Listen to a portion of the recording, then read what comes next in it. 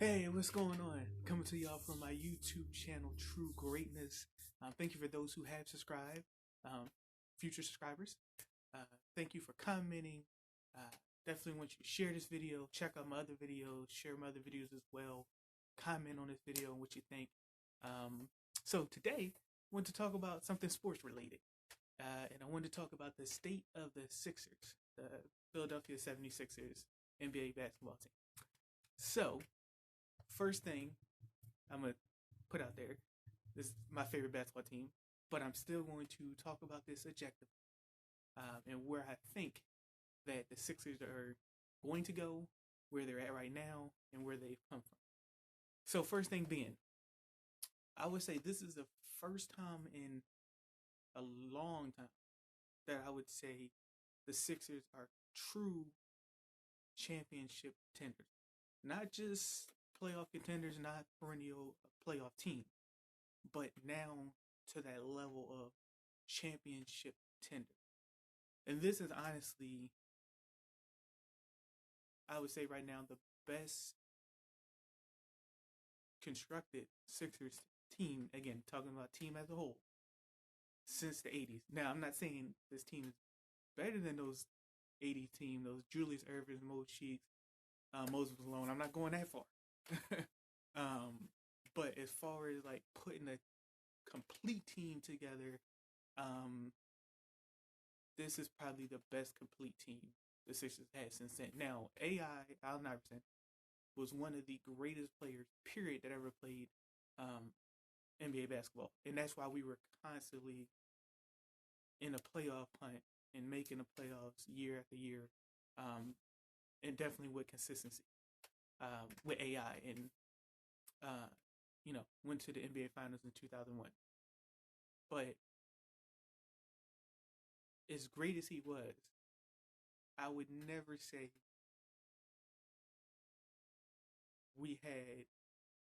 the Sixers had, excuse me, a team as a whole this complete. Like I said, since the 80s. And yeah, there's still some things with this team that, potentially might happen at the trade deadline to boost the team even more, possibly. But even constructed right now, I would say it's not better than those 80 teams, but as a team, it's near them. As far as, again, being a complete team, and a superstar in Joel Embiid, a star right on the hinges of superstar in Ben Simmons. I'm not one of the people that's going to call him a superstar yet. I'm going to say he's on the hinges of a superstar. Definitely a star. And B is a superstar. Really good shooter in Steph Curry. Young good player in Shake Milton. Furkan Korkmaz is getting back to being consistent in what we kind of saw last year. You saw those glimpses. Now that he's turning into that consistency. Matisse Thybulle is a defensive beast. Offensively, yes, struggles.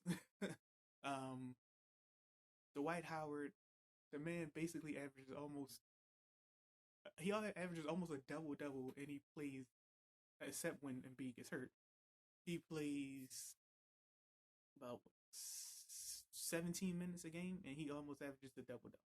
And now, with Embiid being hurt, he is averaging the double-double. So my point is that collectively, this team is great. Now, those AI teams, that just shows you how great AI was. That we were constantly in a playoff, pretty much year after year, in its heyday in Philly.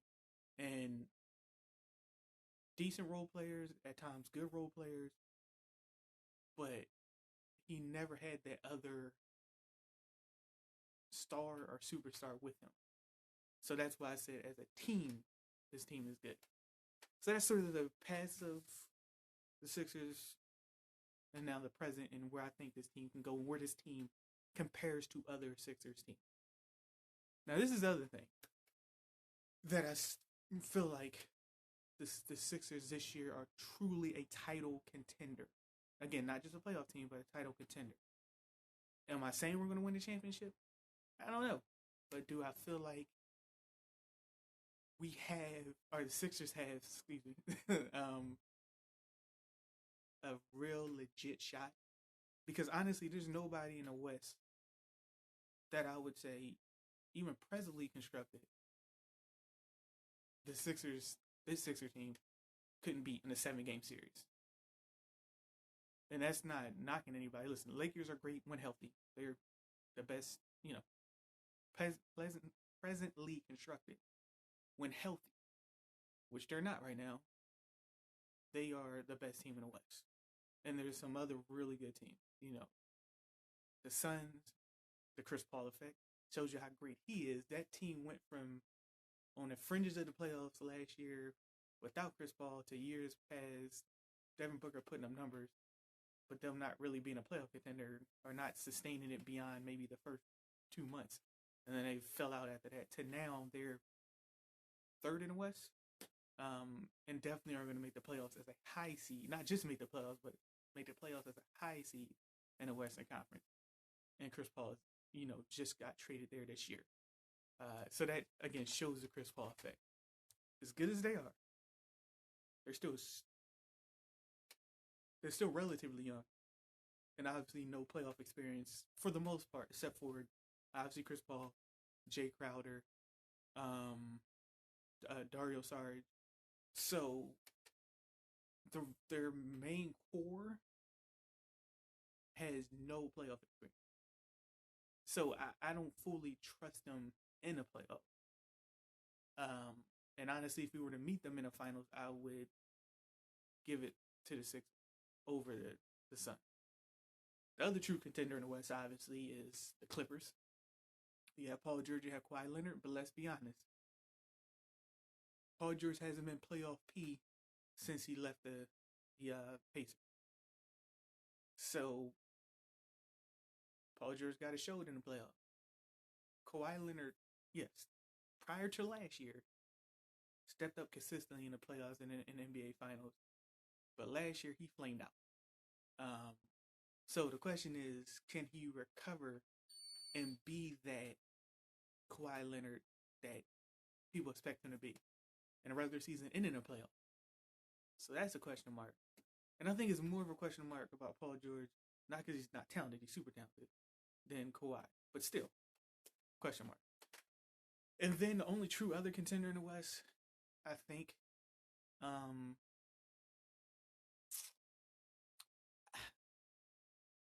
I don't know yet about the Jazz in the playoffs. They've gotten to the second round a couple times in this Donovan Mitchell and Rudy Gobert era. I don't trust Denver. They got to the Western Conference Finals. They did get to the Western Conference Finals last year and the Western Conference semis the year before. But again, as good as Jokic is, or Joker as his nickname, can Jamal Murray have another Murray playoff moments like he had last year in this playoffs? Yes, it's possible. But, and I don't know. So the biggest threat to me, to the Sixers, if they were to get out of the East, would be the Los Angeles Lakers. Again, if healthy. But the bigger threat to me is not even the Lakers, it's the Brooklyn Nets. You put together Kevin Durant, James Harden, Kyrie Irving. If they play minimal defense, they've shown how good they can be, even if they minimally play some defense.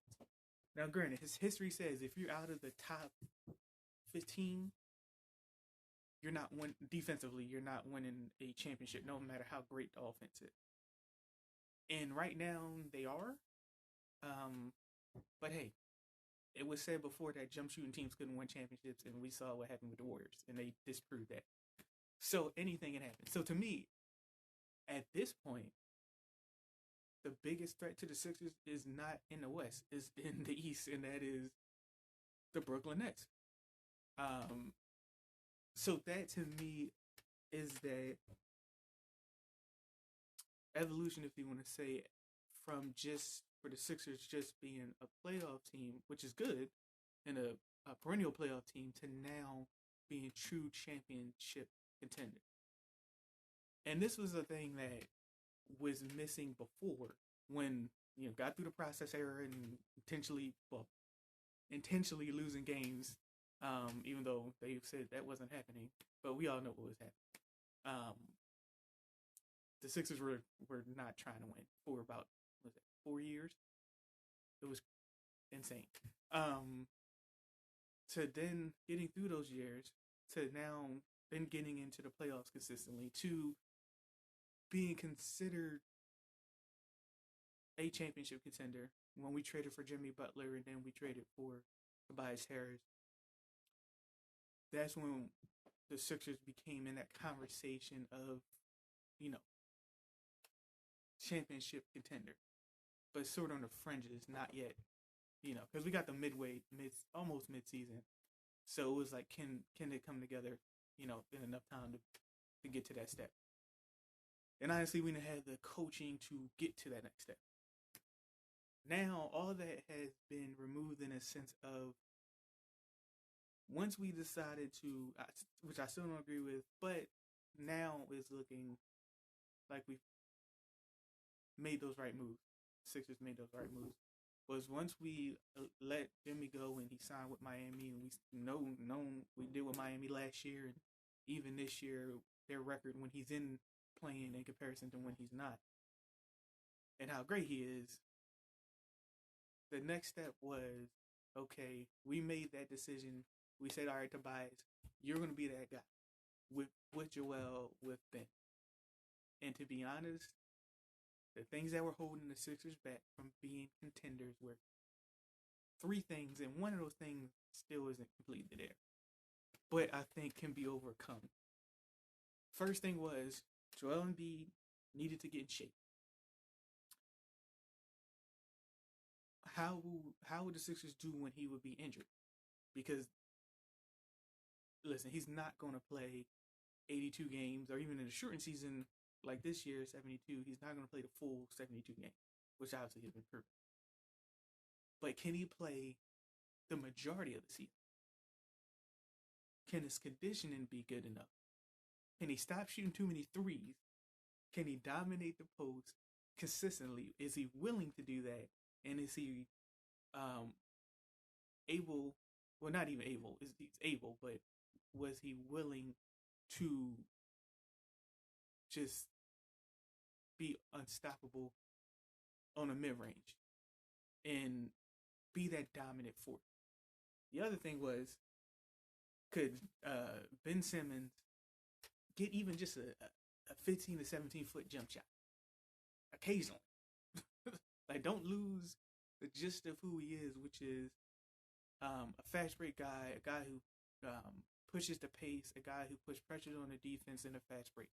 Keep that. A great defender, all that, when locked in, that was all there. The question was, outside of that stuff, can you get, or willing to get, a 15 to 17 foot jump shot from time to time, occasionally a floater, once in a blue moon, shoot a 3? The rest of that was answered except for that. He still hasn't got a jump shot. He's still not willing to get a jump. Well, he's still not willing to really take that jump shot unless it's in like a, end of the clock situation.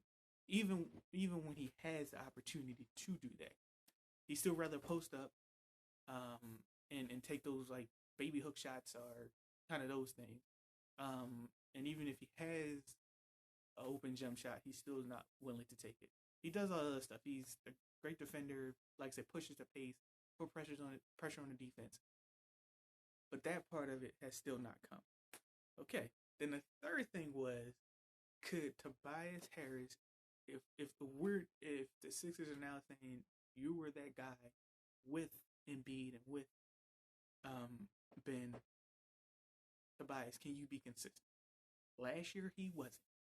And I was one of the people who said, hey, at the end of last year, everybody was on the table except to be traded, as a possible trade person, with the exception of Embiid, Simmons, Shake Milton, and Thibault, Matisse Thibault. And the reason why I said Matisse and Shake was because the potential that they showed in being the young guys, even younger than Embiid and Simmons, and neither one of them are in their 30s, meaning Simmons and Embiid.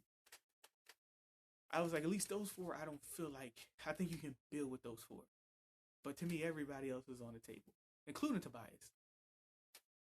So what has happened that to me has now taken the Sixers from playoff perennial team to actually true championship contenders? Three things. Everything that Embiid wasn't doing consistently, he is now doing. He's not shooting as many threes. He's doing it situationally, which is fine because he can shoot threes, but he doesn't need to shoot a lot of them, but just situationally shoot them. He's done that. He's dominated the post. He's in the best condition it seems like he's been in his whole career to this point. Yes, the injuries are there, but it's not as many injuries. There's not as much missed time. But yes, that's still part. He's dominating the mid-range game, dominating a post game. The other thing, Tobias Harris has been consistent, averaging about 20, 21 points a game, about 41%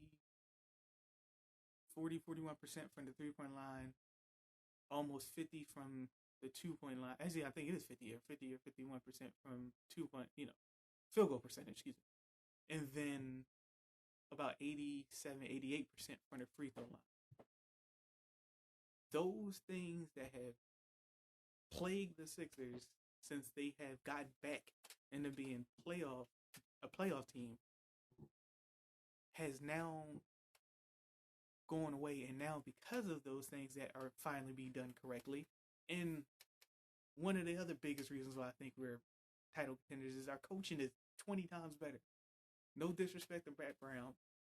He did all right. But in his situational coaching was not good. But he did well. I just say that. He did well, but his situational coaching made you scratch your head a lot of times. But we got Doc Rivers. And Doc Rivers gives you that chance that with the talent that he has and the talent that he has had, you've seen what he can do.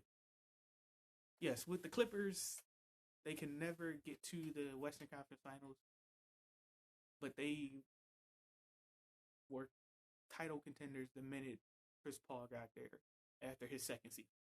I mean, after his first season, really, they became title contenders. They became playoff contenders right away, and then became title contenders from that point on.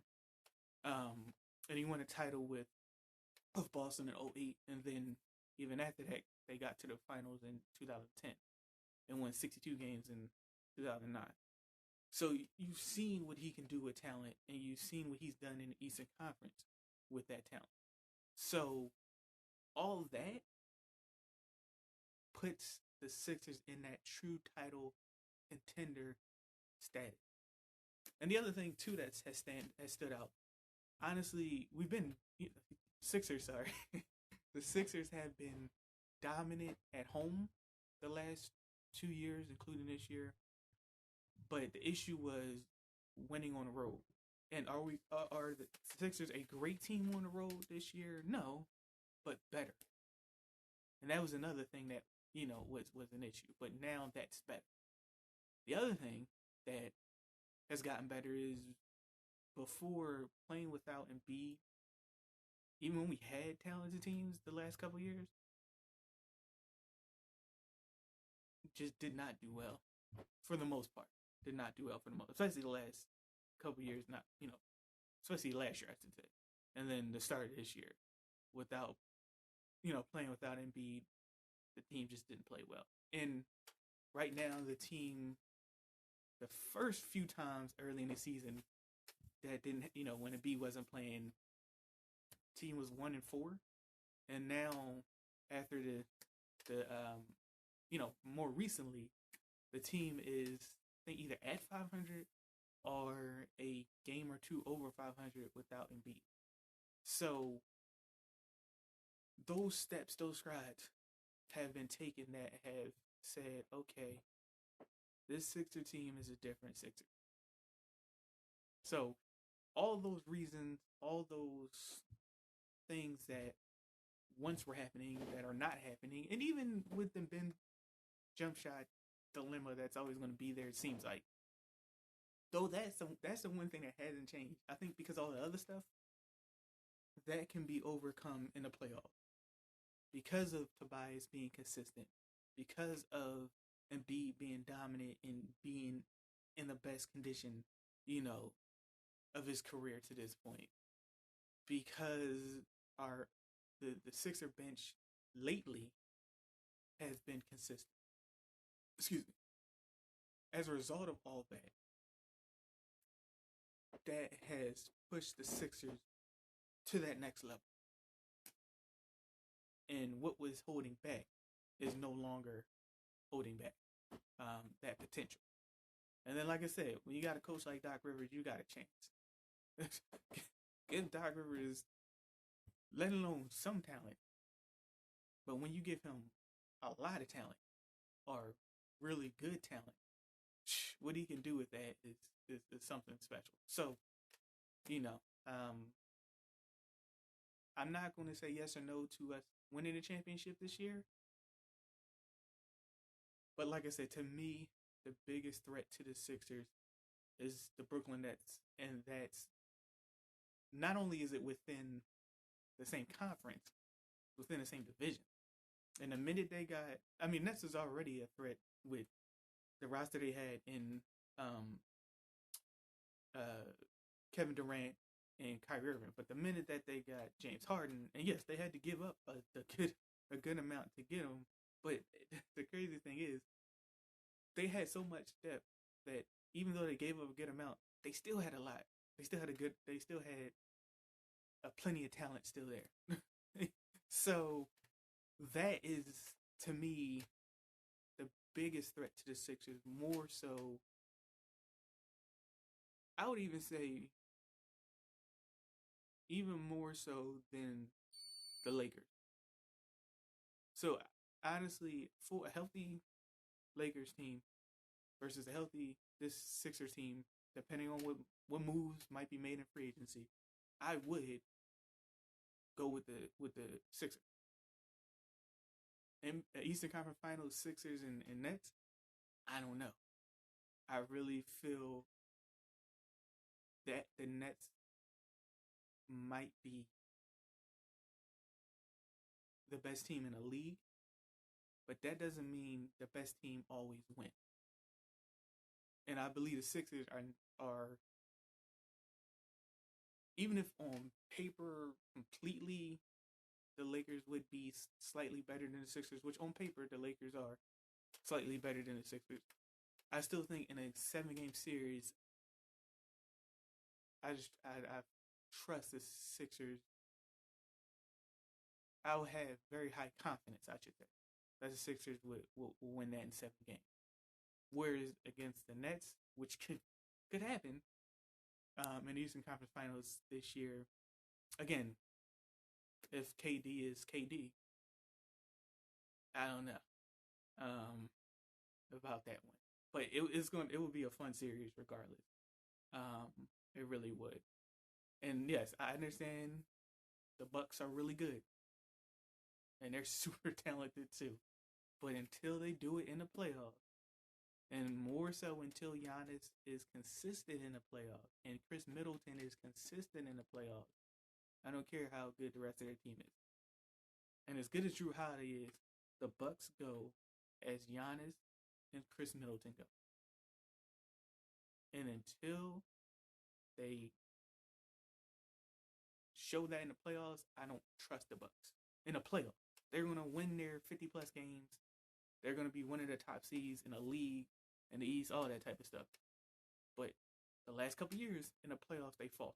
That's why I didn't mention them coming out of the East, and I really think it's going to be between, like I said, the Sixers and the Nets. And by the way, as well, Joel Embiid, to me, before the injury, and I know LeBron just got hurt too, and You know, any injury sucks for anybody, especially ones that sustain. To me, he started to take that Joel started to take that leap as the MVP. Early on in the season, I thought it was LeBron, and then I thought Joel took the lead at some point. Now they both hurt, and who knows? This is a toss right now. Some people have said James Harden is the MVP. He's in the discussion. He's definitely in the discussion, but I still think it's going to come down depending on how many games they miss. Because again, this is only 72 game season, so the season's already almost over. Depending on how many games LeBron and Embiid miss, and many more games they miss, excuse me, I still think it's between them. But if they miss too many more, then I think that's where James Harden can kind of creep in and get that second MVP of his career. So yeah, that's my thoughts on the state of the Sixers and you know, where I think things are going for the Sixers, where they fall in within the NBA, within the East, and what has changed to go to that next level. So if you have any comments, any thoughts, whether you're a Sixer fan or not, or just a sports fan or a basketball fan or NBA fan, or, you know, just your thoughts. What would you say has kind of elevated the Sixers to that contendership? Or do you think they're still not yet truly in that championship contendership? So let me know what you think. Again, subscribe, view, comment, share this video, share my other videos. Let me know what you think. And looking forward to it. All right. Have a blessing. Bye.